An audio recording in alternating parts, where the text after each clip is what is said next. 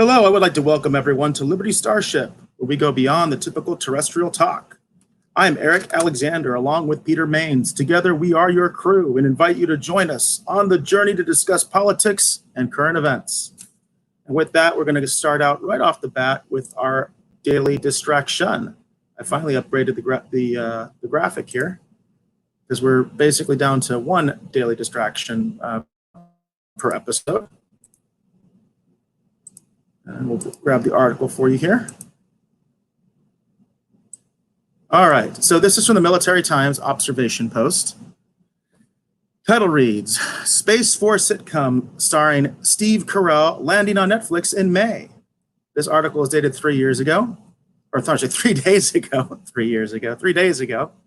And we've got a picture here of Steve Carell in a very unofficial uniform that's, I guess, supposed to look like whatever they think the Space Force uniform is going to look like. And it says Space Force lands on Netflix March 29th as the caption. Even as a global pandemic threatens our way of life, there still exists occasional moments that are not shrouded entirely in the impending doom of our species. Netflix graced the public with one such joyous rarity Wednesday, when the media titan confirmed that Steve Carell's newest workplace comedy, Space Force, would be available to stream starting May 29th. The release of the 10-episode season, an obvious nod to President Donald Trump's launch of the U.S. military's newest branch, coincides with the pending loss of Carell's iconic sitcom, The Office, which is expected to move over to NBC's soon-to-launch streaming platform, Peacock.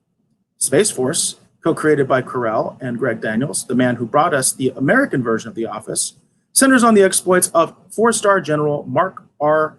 Nierd, which is Carell's character, a decorated pilot who once had lofty dreams of leading the Air Force.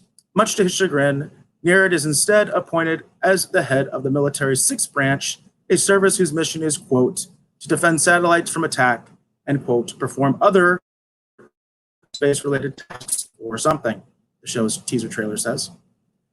Skeptical but dedicated, Mark uproots his family and moves to a remote base in Colorado where he and a colorful team of scientists and spacemen are tasked by the White House with getting American boots on the moon again in a hurry and achieving total dominance, a Netflix release said. Wednesday's announcement was made to the delight of fans everywhere who, due to the scarcity of details since the show was first announced in 2019, were beginning to question whether it was even in development. And there's some pictures here. This is from the show. Says, what do you think?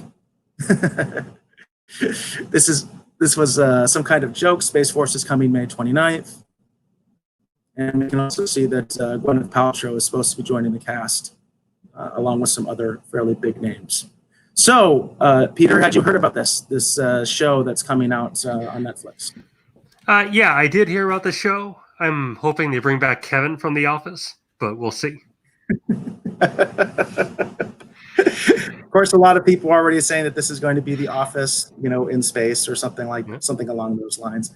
The reason I brought it up as a daily distraction was because this article is being promoted by the Military Times. And as what we will talk about a more serious issue that we've been talking about that's also being covered extensively by the Navy Times, which is part of the Military Times. I just thought it was interesting that they decided to kind of promote this. As much as I think it might be tongue-in-cheek, I also think that it is indeed meant to embarrass the current commander-in-chief a bit. And that's why I brought it up. What do you think the commentary is on the president? Well, I think it's very clear that they're trying to say that the Space Force is a joke. I mean, that's pretty obvious. So it's right there plain for everyone to see. Space Force, of course, is not a joke. It actually is basically the Space Command, where talks about making it a separate branch of the military long before Trump came to office. In fact, I'm not sure if I related it on this show, but one of my friends was an officer in the Air Force during the second Iraq War. He was actually deployed to Baghdad. This was when George W. Bush was president, and he recalled to me that during some training that he was involved with very early in his career, he was required to do a topic, a set topic. He could choose from multiple topics for one of his training, and one of those topics was the U.S. Space Command as its own military branch. So the Air Force has been talking about this for, at least over a decade. It's a serious topic where they've been actually having their Air Force officers take it up as a yay or nay. And he also related to me that during that training, one of the other young officers was going to Space Command and had been talking about that a little bit because she was actually going to be assigned to Space Command. So that's why I kind of brought it up as a distraction, as much as it might be kind of like a fun series or something like that, depending on whether you like Steve Carell or not.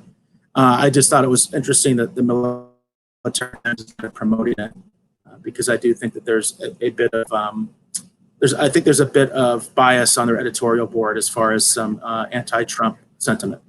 Is the Military Times, is that funded by the government? Is it like AFM? As far as I know, it's fully independent. As far as I know, it's 100% private and independent.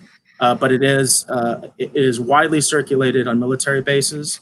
It is widely considered sort of the go-to publication for anything related to military issues, especially for people that are actually in service. People in service read this. Admirals, generals, they read this. They read the Military Times, whether it be the Army Times, Navy Times, whatever. When I was in the reserves, anytime you went on a base, there were Navy Times, and also on the reserve base, there were Navy Times everywhere. It was easy to just grab it and read it. I remember Stars and Stripes growing up, but I don't remember the Military Times, and I seem to recall that Stars and Stripes was kind of a joke, that people really didn't take it very seriously as a news source. Stars and Stripe is still around. Yeah, and I've seen hard news from Stars and Stripes, and I think I don't know this for sure, but I think they might even be owned by the same conglomerate. I'm not positive about that. Yeah, they could be, but they were more of a tabloid. They would just post a lot of kind of it leads type of stuff, whereas Military Times seems a little more buttoned down. Yeah, I think that's fair. Although like I said, I have seen actual hard news articles, at least on the Stars and Stripes Twitter feed. In fact, I've used some of them before. I might have even retweeted some of them, but occasionally I do see some pretty big hard news from them. All right. Did you want to move on with your first news brief? Yeah, I have. It's not really a news item. It was just something that I wanted to comment on, and I don't know if everybody has seen the Ben Garrison cartoon. Let me take this off. This is getting a little. It's getting a little difficult to wear. But yeah, as you said last week, a mask has to be comfortable for you to wear it.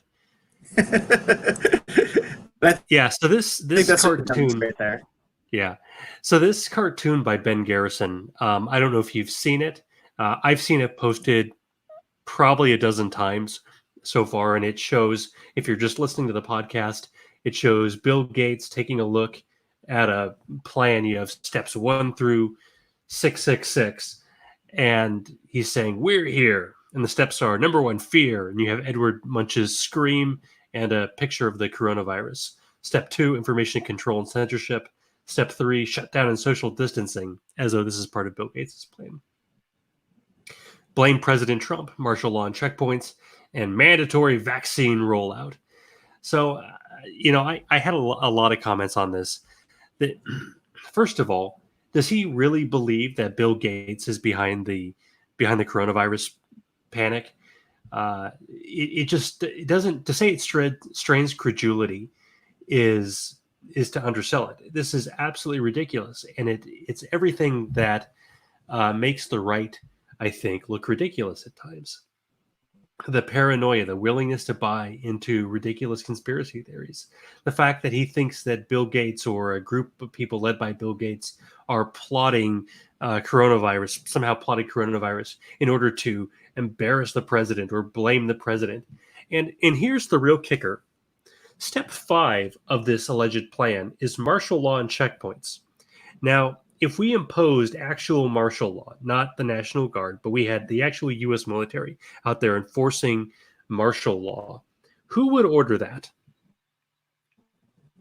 That would be the president of the United States. Yeah, exactly. So is he imagining a coup as step 4.5, where Mike Pence seizes control of the government, or perhaps, Bill Gates and the deep state take over? I don't know. But the fact number 6 is is a mandatory vaccine rollout. We have a minisode plan that talks about conspiracy theories.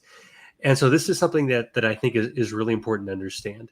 This is all the elements of a wacky conspiracy theory. It's why this hits the right harder than it hits the left. You have reactants, this thing of, I don't want to be told what to do. People who are high in reactants tend to be libertarians, are more likely to believe in this kind of nonsense. And then you have the disgust element. And if you just look at the cartoon, you can tell every aspect of this is designed to create disgust in the person who's reading it.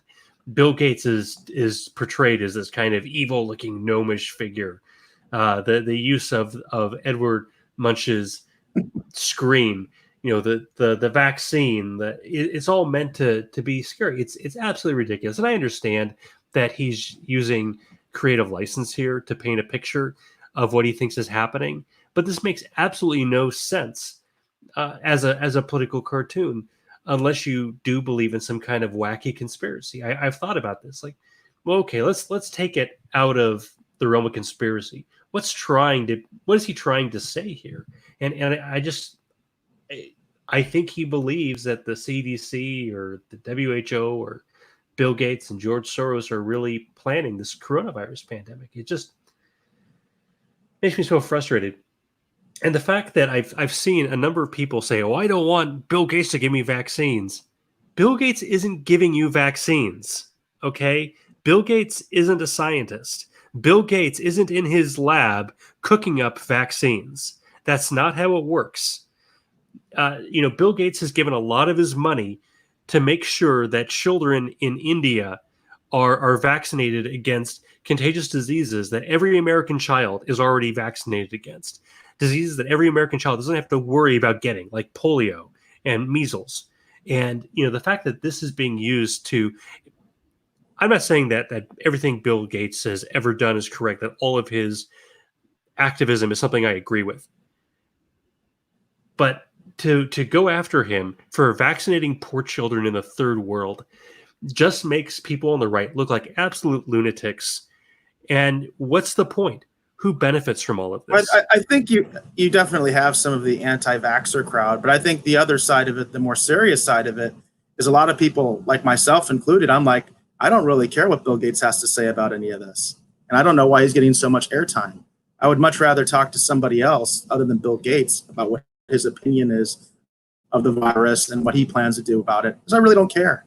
I don't want to listen to his advice. You know what I mean? I'd much rather hear from my local chief of police and see what he thinks, or my local fire chief or something like that, than to listen to Bill Gates all day. Yeah, I think that's a fair point. Bill Gates is not a scientist. He's also not a computer programmer. His real contribution to society was being able to see the big picture of how computers are going to change the world. And then he used somebody else's software. DOS wasn't his invention. He basically stole it. At the time, it was floating around free. But he's a big picture guy. He's a big organization guy. And I think he's used his philanthropic dollars in that way. He's not a scientist. He's not necessarily an expert in epidemiology. But he does, I think, understand the big picture. He was also the man early during the computer age that actually said, no one's going to make $1 million selling software. That was an actual quote from Bill Gates back in the day. Yeah, that's funny. He certainly didn't make $1 million writing software. And he also said that. That's probably what he meant. That's probably what he meant.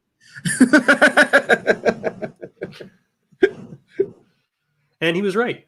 He was right. So anyway, so I think that's all I have to say about that particular topic. What's our second news item?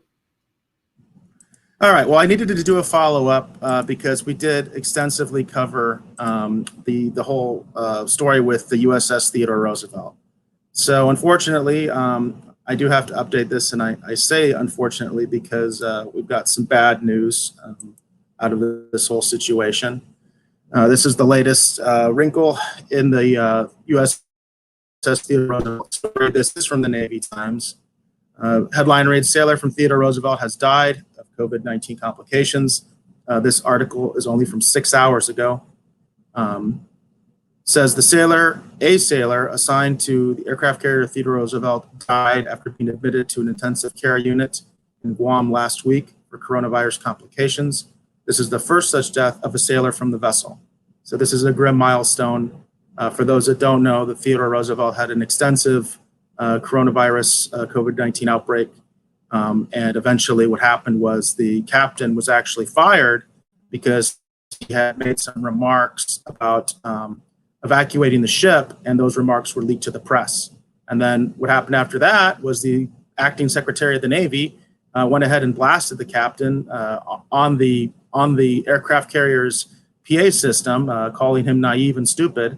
And then now the acting secretary of the Navy has had to resign as a result of this scandal. Says the individual's name is being withheld until 24 hours after next of kin notifications. The sailor was admitted to the ICU at U.S. Naval Hospital Guam on Thursday and died Monday, according to the Navy. The sailor tested positive for COVID-19 on March 30th and was removed from the ship and placed in isolation with 4 other service members. It says the deceased sailor was found unresponsive at 8:30 a.m. during one of the 2 medical checks conducted daily for those in isolation. So obviously what we don't know here that of course everybody wants to know these days is how old was he or she, and did they have any pre-existing medical conditions? We don't know that. Again, this is a grim milestone because it's the first sailor to die from the USS Theodore Roosevelt. And I believe officially it's the second service person to die. The first was actually a National Guardsman, who I believe was a medical personnel, but an older gentleman in his 50s. So we don't really know anything about the personal situation of this particular sailor, but again, a very grim milestone and a very sad update to a story that we've been covering. Did you hear about this? Jumped out at me. No, I didn't. I heard that some of the sailors on the ship had been diagnosed with COVID. But what jumps out at me from that article is that it says that there were 2 daily wellness checks. If somebody's in intensive care, unless I'm missing something here, why were there not more than 2 daily checks? Why weren't they keeping a closer eye on this person? What kind of care was he or she receiving? I believe the disconnect is when they ended up going into ICU.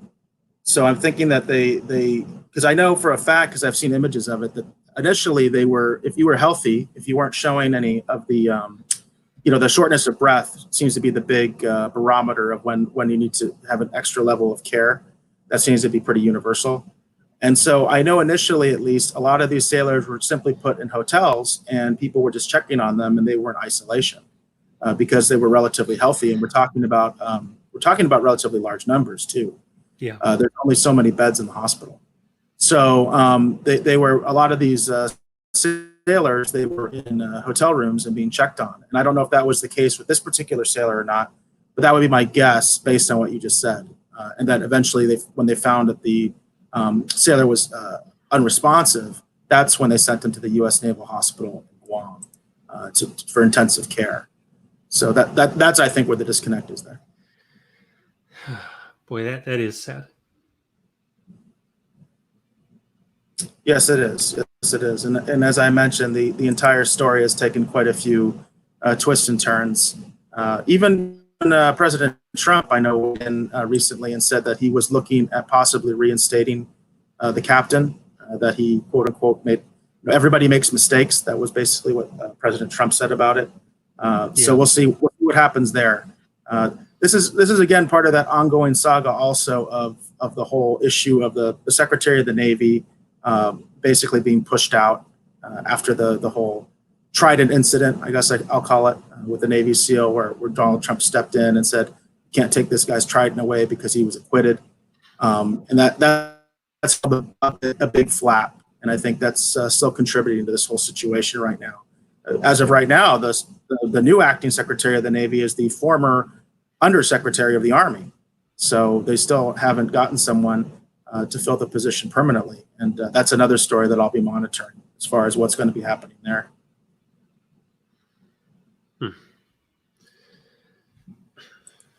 Yeah, that Trident issue. There were three.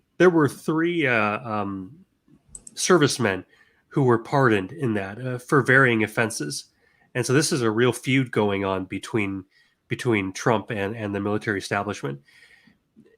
And I have to say, Yes, absolutely. when they say that it was a mistake, everybody makes mistakes. I think that even oversells it a little bit. I think that this commander was willing to be fired. He knew probably that was what was going to happen, and he was willing to take that risk.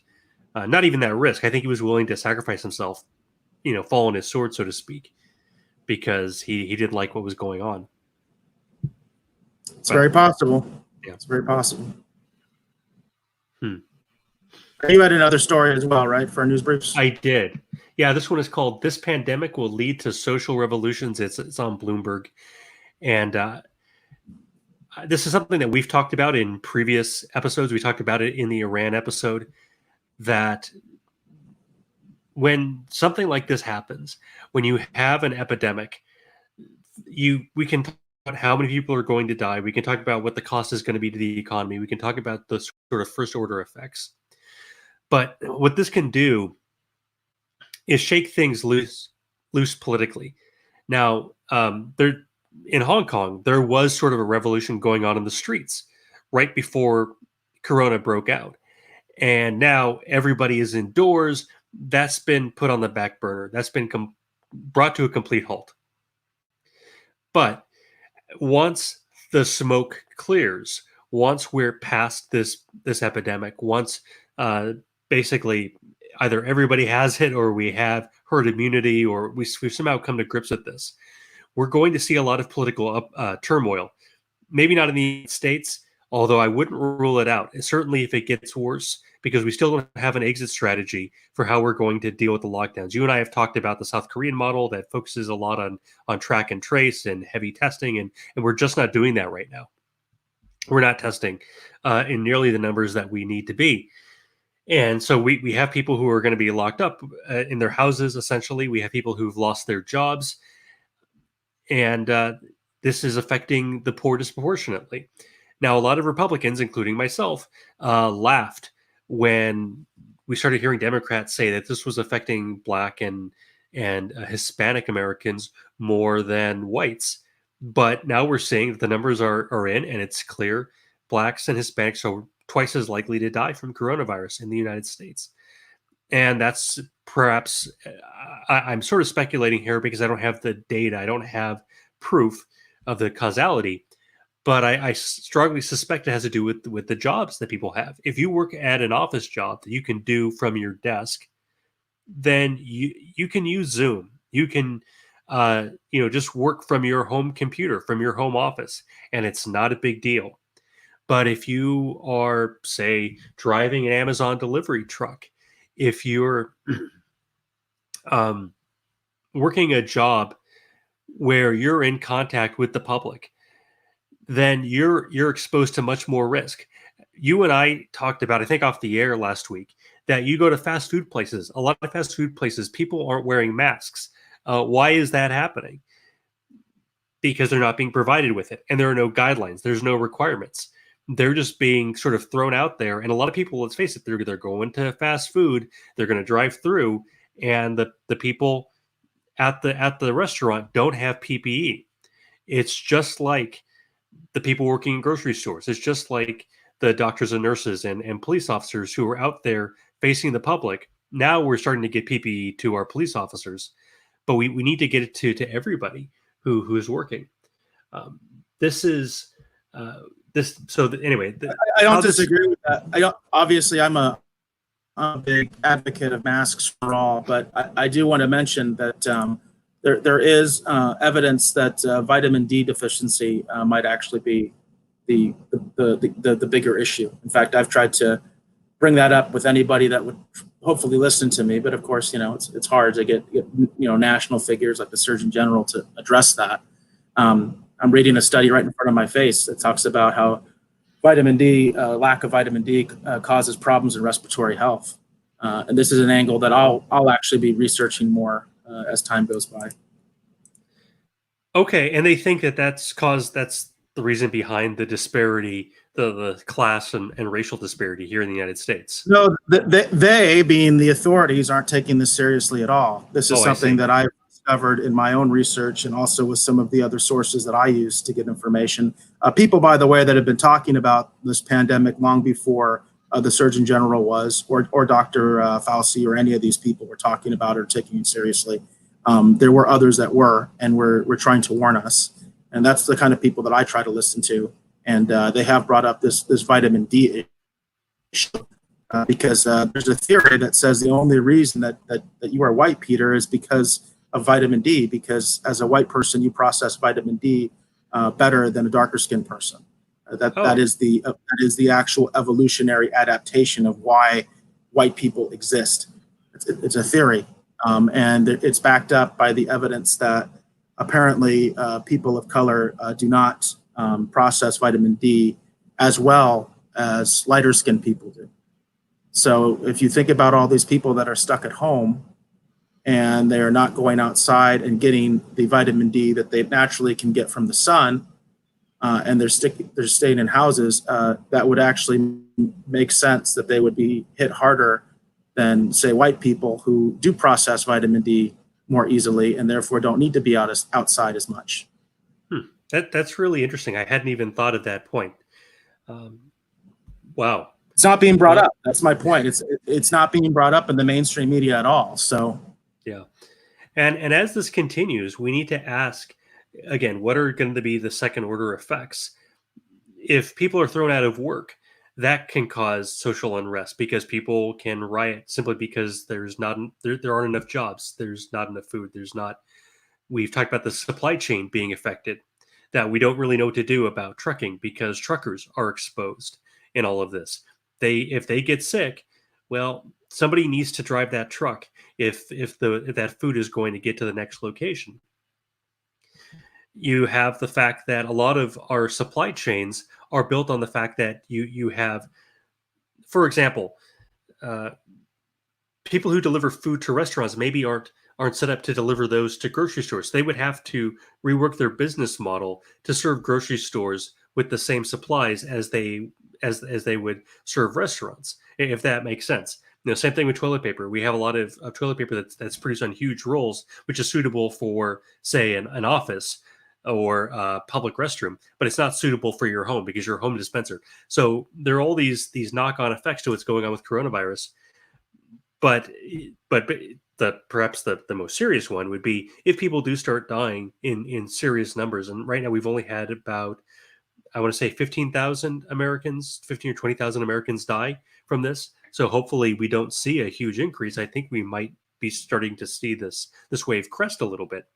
But in countries in the third world where they don't have nearly the same health system, they don't have the same protections, they don't have the same plan in place, they're a lot more vulnerable. The question is the economy going to collapse faster or the number of workers? If the number of workers collapses, but the economy is basically intact because they don't have the same economic structure that we do, then you could see wages rise. And then the people in power might not respond very well to that. But if the economy collapses, which I think is perhaps more likely, then the workers have something else to be really upset about. We've seen prison riots across the Middle East that we've talked about.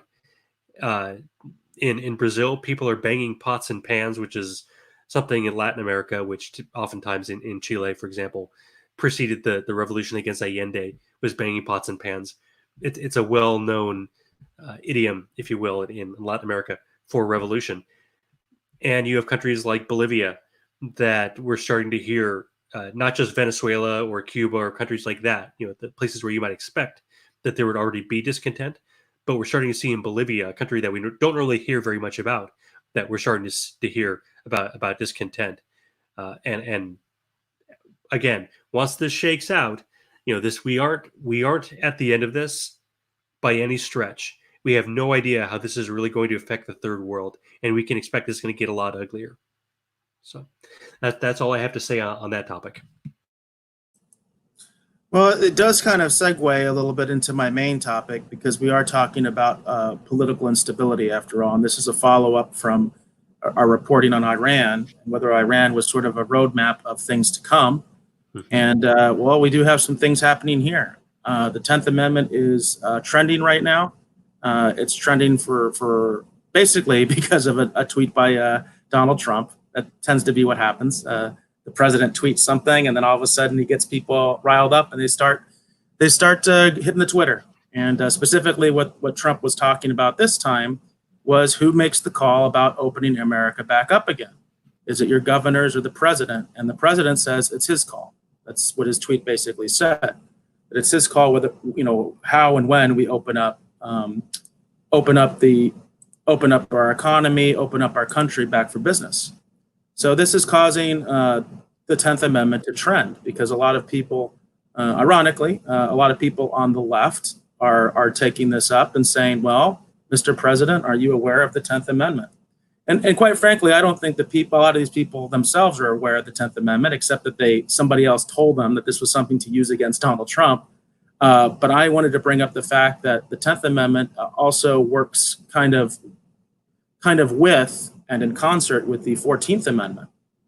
And remember, later amendments always trump previous amendments. That's just the way it works. That's the way our system works. If there's a conflict between the 10th Amendment and the 14th, that's the 14th that wins. Okay, that the 14th wins that argument. So there's all sorts of things going on at the micro level and the macro level. And by micro, I mean individuals out in the street dealing with officials, whether they be police officers, and then, of course, things that are happening at the highest levels of government. So one of the stories that just basically came out as a response to this statement by the president is this pact, this Western States Pact. And I have the language of the pact itself for all to see because I like to go with primary documents instead of articles if I can. So this is the Washington, Oregon, and California announcement of the Western States Pact. This is hot off the presses, dated April 13th. This is a joint statement from the governor of Washington, the governor of Oregon, and the governor of California working together. There's not a whole lot of meat to this, but this is what it says. This is the joint statement. COVID-19 has preyed upon our interconnectedness. In the coming weeks, the West Coast will flip the script on COVID-19, with our states acting in close coordination and collaboration to ensure the virus can never spread wildly in our communities. We are announcing that California, Oregon, and Washington have agreed to work together on a shared approach for reopening our economies, one that identifies clear indicators for communities to restart public life and business. While each state is building a state-specific plan, our states have agreed to the following principles as we build our West Coast framework. Our residents' health comes first. As home to 1 in 6 Americans and gateway to the rest of the world, the West Coast has an outsized stake in controlling and ultimately defeating COVID-19. Health outcomes and science, not politics, will guide these decisions.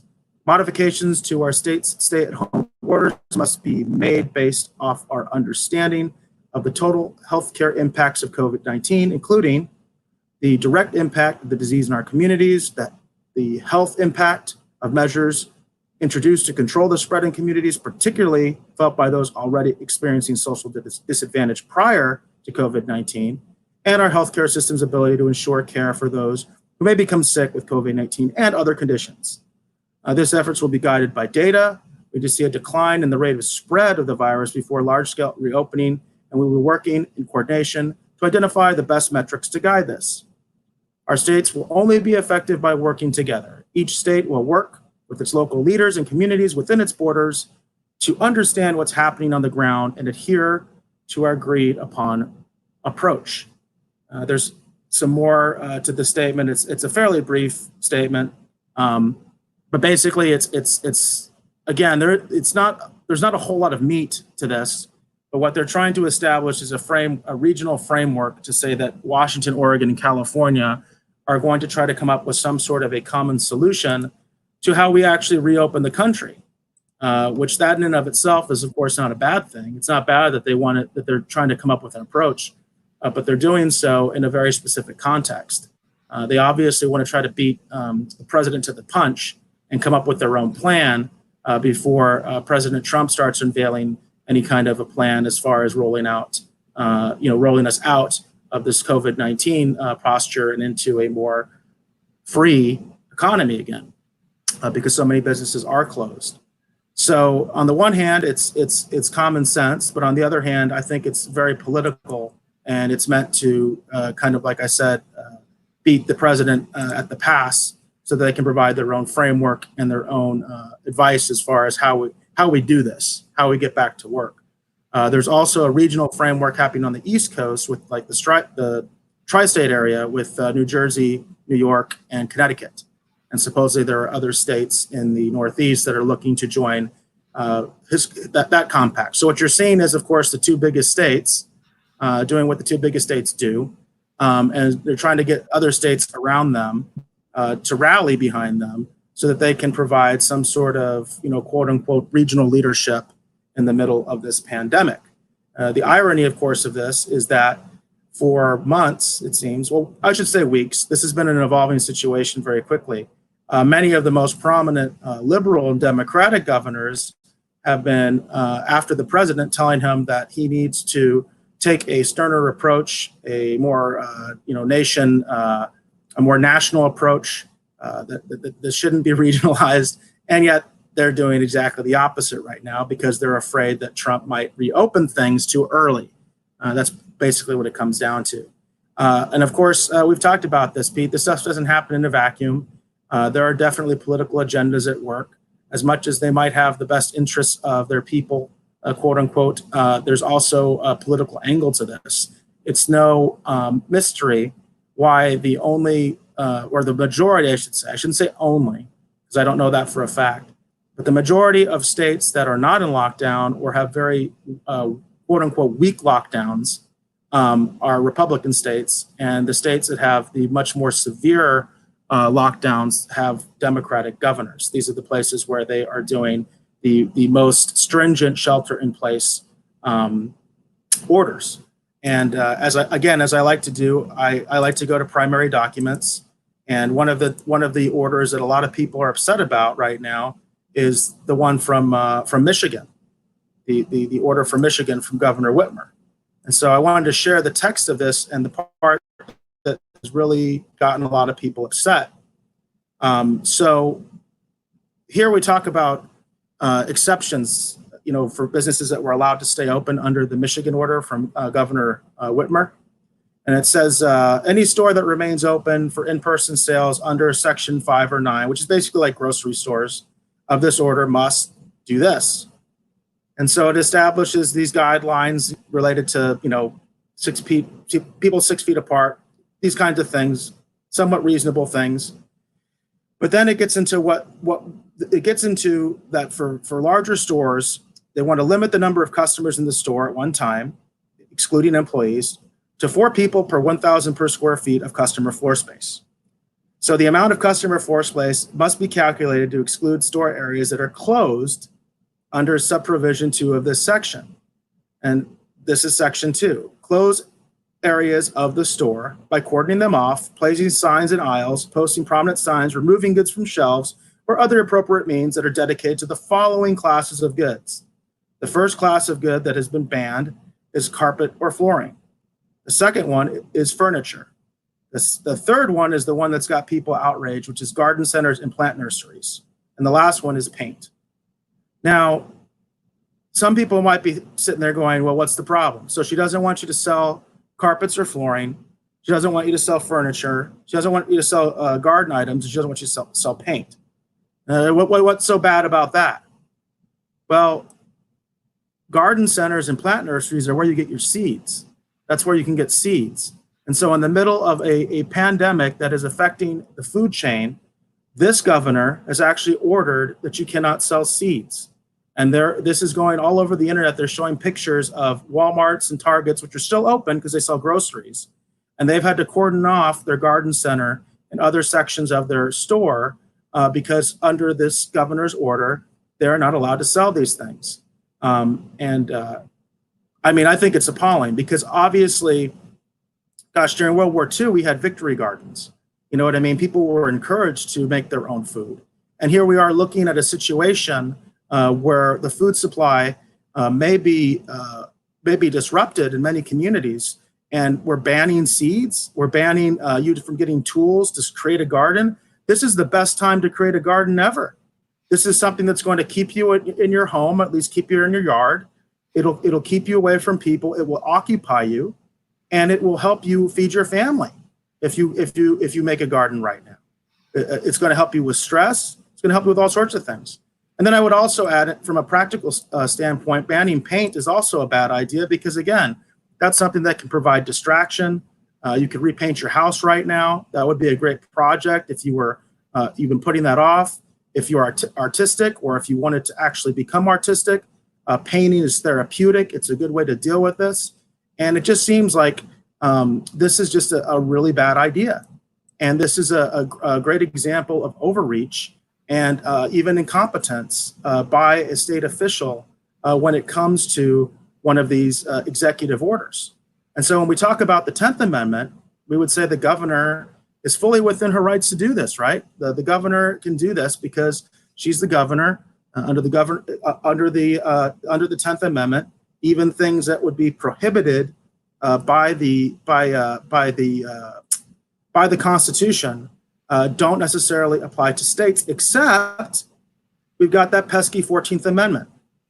So the 14th Amendment, which has quite a few different provisions, and I would just like to share the language of the Fourth Amendment that is relevant to our conversation here.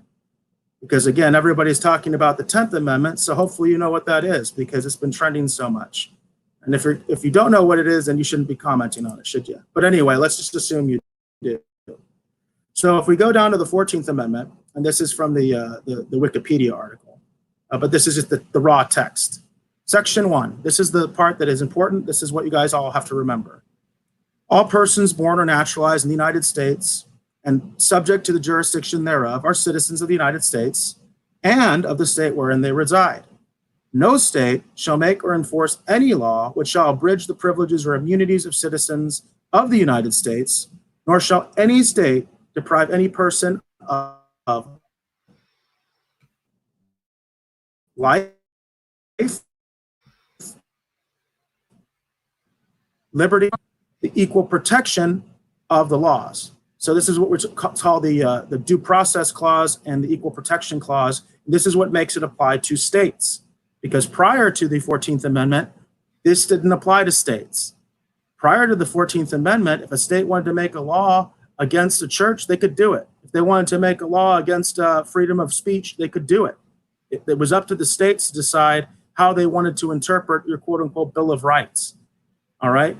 And so what the 14th Amendment did was it made these basic rights to life, liberty, and property apply to the states.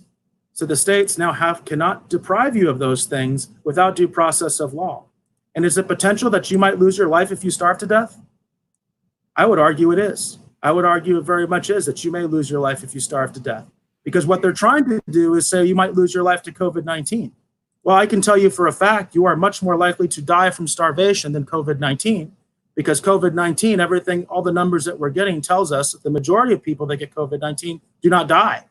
But guess what? The majority of people that don't eat after a certain amount of time, they do die. That's just the way it is. So we have to prioritize these things. And when I talk about the 10th Amendment versus the 14th, there is an argument to be made that Trump should step in and he should break up some of these orders, that he should basically say, this is not constitutional, and I'm going to send in whatever I have to do. If I have to send in the FBI or I have to send in the federal marshals, if I have to send in federal troops, I'm going to stop this because you are overstepping. And this is just one example. We have all sorts of examples of different communities, mayors, governors. I call a lot of them the little dictators or the little tyrants that are coming out all over the country right now, and basically doing very, very restrictive orders and causing problems. And just before I end my segment, the one thing that I did want to share one more article, just because this is what kind of brings it home. Now, before you get to that, there's one more thing. I haven't heard of any lawsuits. It seems to me that when it says liberty, the primary meaning of that in this case is you're deprived of liberty when you're put in jail, and that's what due process is about. And so if you are not allowed to leave your house, you're essentially under house arrest. How is that not a violation of your right to liberty? In Well, the that's a legal great sense? question, isn't it? That's a great Yeah. question. And that's not, we're not getting a whole lot of answers on that. Although Right. there was a recent order, and it came from a federal judge in regards to a municipality in Kentucky, I believe it was Louisville, that was trying to shut down drive-in churches. And it was a federal judge who came in and said, no, you can't do this. You cannot do this. I don't care if you're using your governor's state order. As a federal judge, I'm saying you cannot do this. And there was an injunction put out in Louisville, Kentucky, regarding the issue of drive-in churches where instead of they were worshiping in the parking lot, where people were staying in their cars. That did happen, and that was a successful lawsuit, and a federal judge did step in that situation. Now, and it depends. I don't know what legal standard he was using there, but an important legal standard, it seems to me, would be just, the first pass is there a rational basis? Does it pass the rational basis test? And if these people are not leaving their cars, they're not endangering anybody, there's no compelling state interest at that point to preventing them from going to church in their cars.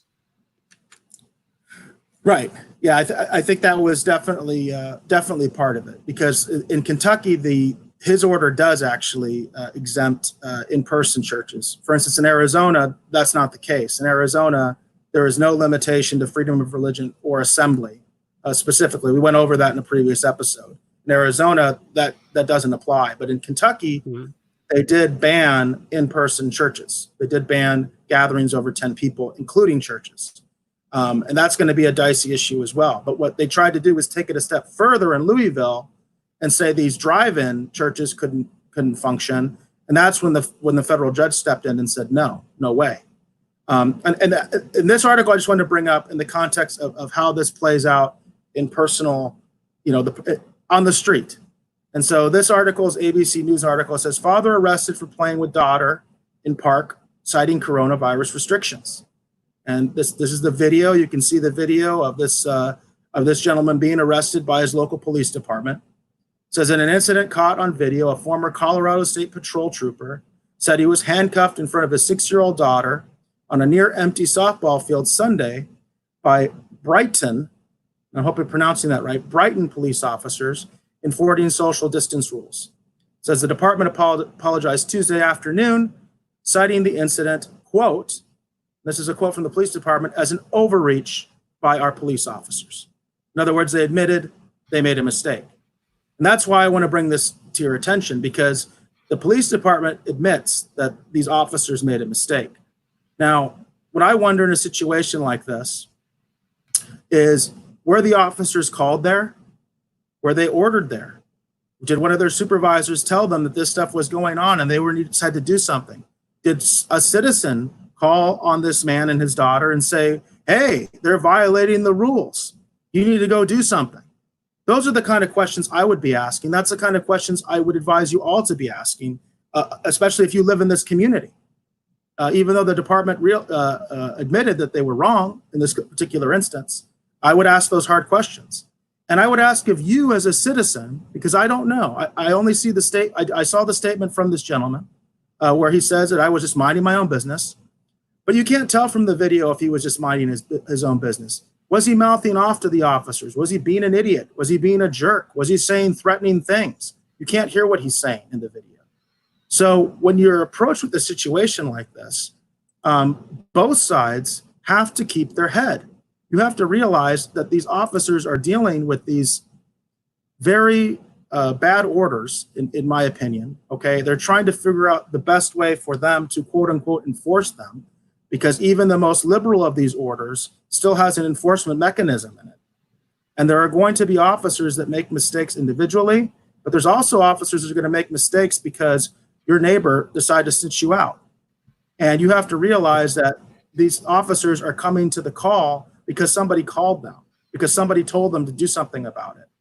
And if you escalate the situation because you want to make a statement, well, you may win in the long run, but you might lose pretty badly in the short run.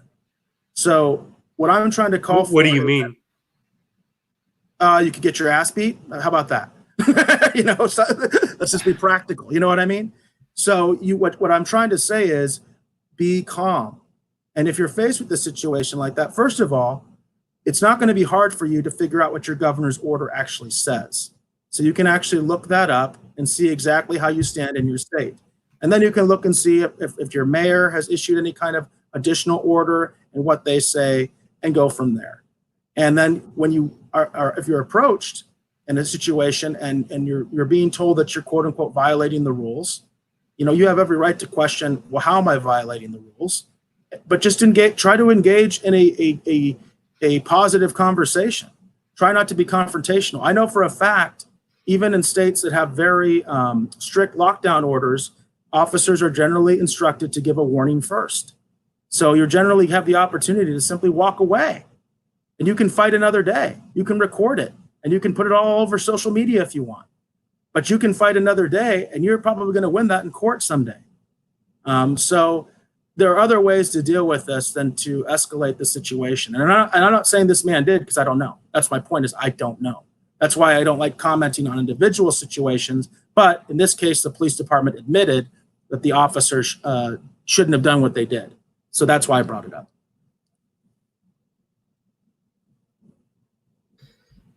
Yeah, it really does make you wonder what they were doing there, and how the officers felt about having to respond to a call like that. It seems like, well, I suppose they're probably used to that, and they were probably following orders. They probably didn't have much of a choice in that, but that can't be a comfortable situation to be in. Arresting a father. I'll tell you this, Pete, from personal experience. There are officers that are badge heavy, okay, and sometimes it becomes a situation where an officer starts to kind of get on over their head a little bit, and the next thing you know, you're just trying to make sure that officer doesn't get himself or someone else hurt, and you've just got to kind of deal with things as they're going, because sometimes you just have to kind of follow their play, especially if you didn't see what happened before you walked up, because that happens too. That's happened to me. So, you just have to understand that it's not always like everybody's on the same page and knows what's going on. For all we know, the first officer came up there and got into a pissing match with this guy. And then the subsequent officers didn't see that, and they're just dealing with an amped up individual. You see what I'm saying? That's right. Why there's a lot more to it. And that's why I don't like to comment on individual situations. But I felt this illustrated the problem, because the department admitted to wrongdoing. So, Well, good. Now, I wonder how the 10th Amendment Center feels about suddenly having a lot of fans on the left. But they don't. That's my point. I've talked about this with you before too, because if they believe that, they're in trouble, because I guarantee you these people right now that are talking about the 10th Amendment against Trump, just last week were asking Trump to basically declare martial law and have the military in the streets. So if you think that they understand the 10th Amendment the same way you and I do, or the way that the 10th Amendment Center does, which does fantastic work, especially in the state of Arizona, they've done fantastic work. Oh, absolutely. But I don't believe for a second most of these people on Twitter, that in the comments I'm seeing, that these people believe in the 10th Amendment as anything other than a way to advance their own political agenda. Yeah, and it will be one of those things like the Electoral College that people forget whenever it's not important. And then they're always surprised every 4 years when they learn about it again. Oh, we're not directly voting for the president? These things. Americans' understanding of our Constitution, our system of government, is just appalling. I agree with you. But I would argue right now, I'd be arguing more for the 14th Amendment and the feds taking some sort of action to say, you guys are overreaching right now. A lot of you are overreaching. And isn't it funny that Ben Garrison is the one warning about martial law? Here he is, the big supporter of the president, and his cartoon, I guess it's meant to be pro-Trump, but as we discuss, it also somehow is accusing the president of wanting to impose martial law. Very confusing. Which is to his credit. He's been given every opportunity to do that. Oh, yeah. And he has been begging him to. Exactly. And now when he's talking about opening the country up, now we need states' rights. Now we need coalitions of states. Yeah, I think a regional approach would work better than a, you know, I think a lot of states can handle it on their own, but having a regional approach, okay, if that's what they want to do, maybe it makes sense that there's a lot of traffic between those states and they feel there's a compelling interest. They don't have to go through the federal government. There's nothing that requires them to do that. The federal government can take action in cases of interstate commerce, but that doesn't require the federal government to take that approach or to take action in those kinds of cases. Absolutely. And speaking of interstate commerce, we have our final issue of the day is about broadband, and this is something that affects all of us. We all use internet, and now that we're stuck at home, we are probably using our internet a lot more. You have a lot of people staying at home watching more Netflix than they ever have before in their lives. And there's a California legislator, and I think this is actually a really good idea. I know this is a Democrat. I know this is California, but I think it's time that we demand more out of our utilities because people forget this isn't the free market. This isn't a lot of times Republicans I've noticed will come to the defense of these corporations and say, well, it's the free market. There's competition. There's no competition when it comes to internet access in most places. And the reason why we have these commissions, like in Arizona, you have the Corporation Commission, and there are other ways that the utilities can be regulated in different states, but California has a similar system. And the reason why you have that is because you don't want to have 5 sets of roads from different road companies competing. You don't want to have 5 sets of telephone wires or 5 sets of fiber crisscrossing your city or your state. That's the theory. And could we have more competition? And could we actually allow multiple sets of infrastructure to be created? Probably. I'm not exactly sure. But the way we've set it up, the way we've handled it legally, is we've given these companies a monopoly, and then we've allowed them to abuse it. We've allowed them to profit at all of our expense, continuously increasing the cost of internet and cable, and it's an absolute disgrace.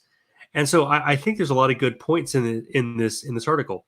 Some of the things that in this bill, her name is Senator Lena Gonzalez, and so some of the points that she's making are that this doesn't just focus on broadband, because what they're doing is they're saying, well, you require us to build broadband. Okay, we'll build broadband. We'll build the slowest broadband in the first world. And it technically fulfills the requirement, which is one of the problems with having this being a government monopoly in the first place. If there's no competition, that's all they're going to build. They're going to build the minimum to satisfy the law and the requirement. But to her credit, she says not just broadband, but, quote, high capacity, future proof infrastructure based on current engineering and scientific information available, which I think is the right approach. Right now, we just can't. If you want to operate, say, a business out of your home, an internet-based business, or you want to have a server or whatever, you want to be able to get faster upload and download speeds. Well, you're pretty much out of luck unless you start really thinking out of the box, or you start paying for a business plan, and okay, maybe you do have to pay for a business plan, but still the options available at your home are going to be a lot fewer than you'll see in places like South Korea, for example, or many places in Western Europe. And we're the United States. We shouldn't be behind, and yet we are, because we have this failed progressive era system where we've given these companies a monopoly on infrastructure, and then we haven't held them accountable. We haven't said, hey, the reason why we gave you this monopoly was so that we wouldn't have underserved areas. One thing I thought was really good about this bill is she calls these open access projects. Open access, meaning anybody can provide the service. Anybody can provide the service and going over the same wires. Because what has happened is that when somebody like, say, Verizon or Google starts trying to compete with your local cable monopoly, in some places I think Verizon is the cable monopoly. In some places they're an interloper, they're an insurgent. Well, when Google has gone to cities and said, hey, we're going to install Google Fiber, What happens next is lawfare. The local incumbent doesn't like that they all of a sudden have a lot of competition, and they start suing because, hey, you're trying to put wires on our poles, on our towers, and you could disrupt service to our other customers or other clients. And it's disingenuous, but the punishment is the process. The fact that it costs so much to fight all of these foolish lawsuits, and the local company, the local incumbent, hey, they have a license to print money. They're not in any danger of running out. So they have all the incentive and all the time in the world to file these frivolous lawsuits and keep out competition. So even when they're not granted an explicit monopoly, we allow them to abuse our legal system. So one thing that I would like to see, and California might not be the right place, because I think they have actually granted a monopoly to these companies, and it's not just one for the entire state; it's regional. One might be in LA County, one might be in Orange County, or parts of the county, and it can be a crazy patchwork quilt. So what I'm about to propose may not work exactly in California, but you should allow multiple people to build infrastructure. I don't understand why we've allowed ourselves to be locked in by these monopolies. We've allowed ourselves to be treated this way. It seems like they should work for us. I know in my community, I have two options for basically for high-speed internet. I have a DSL option, cable, and I'm not sure. As far as you know, isn't that fairly typical in the United States that you have an option to either basically have your internet through the phone line or through a cable company? Is that fairly typical? Yeah, I think that's fairly. Yeah, that seems to be everywhere that you go. You have DSL and cable, and that's it. Okay, so there is at least some competition between those two as far as the actual wire that goes into your house, for lack of a better term. Right.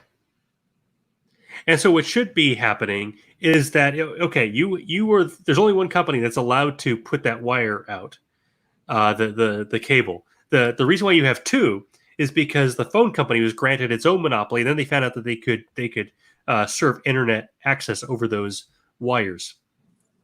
Otherwise, there'd be no competition whatsoever. And but so what should happen, the way that, say, our electricity works, is anybody can generate electricity, just like anybody should be able to be a broadband provider. So maybe what we have to do is, I say nationalize, but at least I don't know what the version of a state taking over these. But if these companies want to essentially blackmail us, buy it up and then bid out the maintenance to the lowest bidder, or to maybe not to the lowest bidder, but whoever can provide the best service. But put the fear of God into these companies. Don't let them. Peter, just so I understand, are you advocating for more? I guess because the title, of course, is fiber internet as a utility. So are we kind of Are you advocating kind of more of like something like in my community, like Salt River Project, where it's kind of considered quasi-governmental? It's technically a corporation, but it's basically what you consider quasi-government, like the railroads. Where essentially they don't have a lot of competition, but they are quote unquote a public utility, and therefore they're subject to heavy regulation through our corporation commission, who's elected and all that. Is that the kind of model you want to see with internet? Well, the model I would like to see is that essentially, if we're going to grant a monopoly, if we feel that Cox Cable is not doing a very good job, or if we feel that SRP is not doing a very good job, take it away from them. Make it competitive. So that way to get the maintenance fees for that we would pay for somebody to maintain those effectively public roads, right? Now, we bid that out to construction companies. Well, we should do the same thing with these utilities. Treat them like utilities, but don't let SRP just dominate everybody for years and years. Let anybody produce electricity. Let anybody, we can figure out how to do the payment, and if it's going to be a hybrid thing, if somebody accepts payment, if the payment goes to the government and then it gets farmed out to all the producers, however you want to do it. But we need to have actual competition. And right now, we've given these companies an unearned monopoly. And I get it that the government doesn't know how to build fiber optic cable. The government doesn't know how to build power lines necessarily, and they want to bid it out to the free market. But if you give them monopoly pricing power, then there's no market. You just have one company that has the government and the taxpayers and the voters over a barrel. So we That's need to, interesting. so we need to use our leverage as voters and taxpayers to actually hold them responsible. Oh boy, and it it frustrates me because ostensibly we have a Republican dominated corporation commission in Arizona, and yet if there's one organization that has always been the subject of regulatory capture, that's always been under the thumb of monopolies and special interests, it's been the Corporation Commission. Whether it's Democrats or Republicans in charge, SRP and APS have given a lot of money over the years to candidates running for the Corporation Commission, as have the solar companies. And so it's been my experience that the decisions that they make aren't often the most reasonable. They're not in the interest of the taxpayers. They don't know what they're doing necessarily. And we need to have actual market forces here. That's the only thing that can drive down prices. Unless there are price signals. Here's something that actually did happen. When Google started putting fiber up in cities, even if they couldn't break the local monopoly, like they had to move out of Louisville. Louisville, Kentucky was one of the places where they wanted to have broadband fiber. Just the fact that the threat was there caused the local monopoly to drop their prices for fiber optic cable. So, competition absolutely does work. I followed for years a company called Wide Open Networks that they have deployed fiber to places like Blacksburg, Virginia. Rural Virginia has been their target. So Blacksburg is where you have Virginia Tech, and they had Martinsville, I believe, which is where you have the NASCAR Raceway. And you had startups attracted there because you had high-speed internet. And so you could have your own server farm there for a relatively inexpensive price. And it was set up, again, so there was competition. So not just one company had monopoly, but you had essentially public roads that we all travel the internet on, but you had different service providers. I like that. But the last time I heard of them was 2017. I went to their news feed today, and it hasn't been updated since at least 2017, at least 2018, maybe 2017. I think that these companies need to be made to choose. Are they going to act as a quasi-governmental agency, which is how they're acting, or do they want to be private for-profit businesses? If they want to be private for-profit businesses, then they need to have the same accountability that any other business has. But for some reason, we have decided to treat them with less accountability. And I know why. Regulatory capture is a real thing. When you have regulators, the people who are most interested and have the most to lose are the people who are being regulated. So you and me, even though we pay our bills, if the price is $50 a month instead of $40 a month, if it suddenly goes up to $75 a month, that may not affect your life all that much, that $25 a month. But it means an awful lot to the people who are charging you. And so they have every incentive to push for higher rates. And we get into these dumb arguments between left and right about, I say dumb arguments. When I was working a campaign for Corporation Commission, the Republicans were always pushing for, not all the Republicans, but some of them were pushing for lower rates because they're saying, well, these are effectively taxes. But how do we know what the right price is for electricity unless we have market forces, price signals telling us what the right price should be? When you have a government monopoly, you're going to get bad service, you're going to get high prices. And even if you have somebody in government who's going to run on a low price platform, how do we know that's going to work? How do we know we're not going to have brownouts like they had in California when they sort of quasi privatized their energy sector, their energy providers, electricity providers? That was a complete disaster because it was only privatized in name. but they had all these sweetheart deals for the companies that were gouging customers. And that's what we have in a less malignant form, but in no less a real form today in pretty much every state in the United States. Yeah, it sounds like a definitely sort of I don't know, kind of a crony capitalist kind of situation. Yeah, it absolutely is crony capitalism. SRP, like you said, is quasi-governmental, and so they tend to be a little more attuned, from what I've heard, to the voters. You have I think it's a water board district, and you have the SRP district, so there's some accountability there. But you have all of these little water boards across the state of Arizona, all these places where people are being screwed over for years. In Over in, was it Queen Creek or Santan Valley, you had Johnston Water was providing just terrible service. People had sewage coming out of their pipes. Why? Because this company was granted a monopoly, but that monopoly did not come with strings. It did not come with responsibility. This should be a simple thing that as soon as something like that happens, their monopoly should be yanked immediately. But when Johnston Water or when Cox Cable or APS abuse their customers or people feel they're not getting the service they deserve, there's usually no recourse. Fighting them at the Corporation Commission is an immensely difficult task. Well, the other thing that's happened here in Arizona, a lot of cities have taken over their own water. They have their own water department, and so they facilitate the water in their community. Right? Yeah. You can have municipal. That even happened to a limited extent in Mesa with electricity.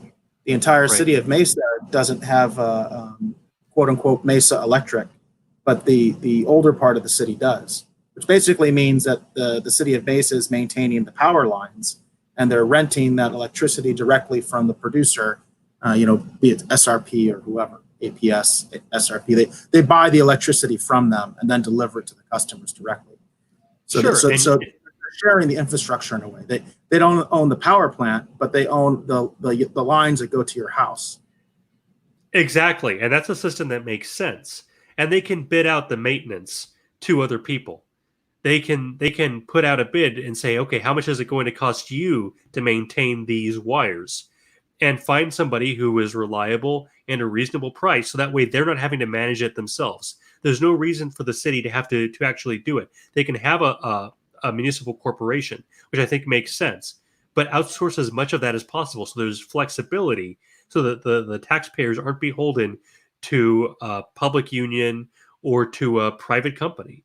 We don't want to have this concentration of power. We want to be able to vote these people out the same way we vote out our representatives. Now that makes a lot of sense. Yep. Well, I think we've this is an issue that's very important to me, and I expect that we're going to continue following this over the coming weeks. We haven't hit a lot of economics, although a little bit in this. There's a little bit here in this topic. So maybe next week. But do you have anything else that you'd like to add before we sign off, Eric? No, I just think it's very topical because obviously a lot of people are very reliant on their internet right now for their entertainment and communication, all those kinds of different things. So yeah, it's something that has to be. Something has to. It's something that has to be addressed. It's something that has to be addressed and talked about. So yeah, and it's all the more reason to get state-of-the-art fiber optic to the home now, which should already be the standard. Everything would be so smooth. We wouldn't have to worry about the kind of stoppages and the kind of roadblocks that we currently have. We just need we need to demand more. So, well, with that said, I've been Pete Maines. This is Eric Alexander, my co-host for Liberty Starship, and at home, you keep flying free.